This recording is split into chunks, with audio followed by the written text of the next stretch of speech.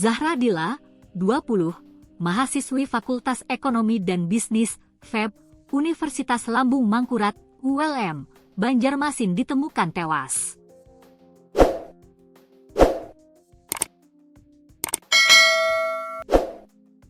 Jasad warga Loktamu, Kabupaten Banjar itu ditemukan oleh petugas kebersihan Dinas PUPR Kota Banjarmasin di dalam selokan kawasan Simpang 4 Sungai Andai, Banjarmasin, Rabu, 24 Desember 2025, pagi. Awalnya petugas kebersihan Dinas PUP Banjarmasin hendak mengambil air di selokan.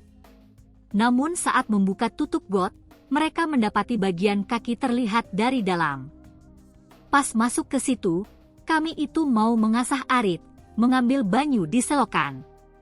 Jadi kami buka tutup, ada kaki manusia. Lalu kata kawan-kawan, tunggu polisi dulu, ujar Rahmat salah seorang petugas kebersihan. Para petugas itu kemudian memberitahu warga sekitar. Lalu dari tempat kejadian itu, setelah melihat mayat itu, langsung saya mengabarkan dengan orang sebelah, kata Rahmat. Sejumlah relawan bersama pihak kepolisian tiba di lokasi untuk melakukan evakuasi. Jasad korban yang saat itu belum diketahui identitasnya kemudian dibawa ke RS Ulin Banjarmasin. Identitas korban baru dipastikan setelah kedua orang tuanya datang ke kamar pemulasaran jenazah RSUD Ulin Banjarmasin, Rabu sore. Keluarga mengenali jasad tersebut sebagai putri sulung mereka, Zahra Dilla. Jasad korban telah dikenali oleh kedua orang tua, kata Kanit Reskrim Polsek Banjarmasin Utara, Ibda Hafiz Satria Arianda, Rabu, 24 Desember 2025. Sementara itu berdasarkan hasil visum menunjukkan adanya sejumlah bekas jeratan di tubuh korban, diantaranya pada bagian leher dan lengan. Kanit Reskrim Polsek Banjarmasin Utara, Ibda Hafiz Satria Arianda mengungkap, dari hasil visum ditemukan sejumlah bekas jeratan di tubuh korban. Bekas jeratan itu, diantaranya pada bagian leher dan lengan, ungkap Ibda Hafiz, Rabu, 24 Desember 2025.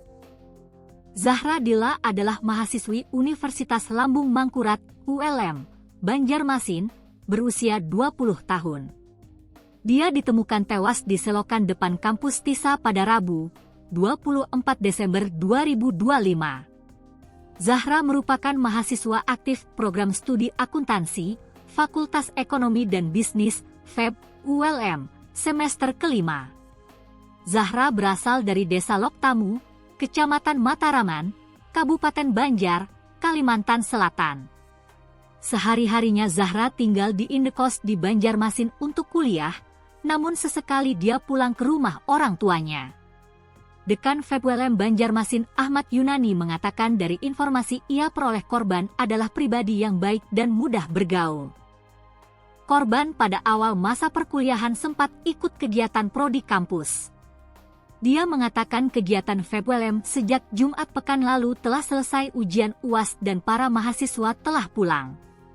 Sementara mahasiswa yang masih bertahan di Banjarmasin adalah mereka yang sedang skripsi dan seminar untuk menghadapi ujian proposal dan konsultasi ujian jadwal ujian proposal.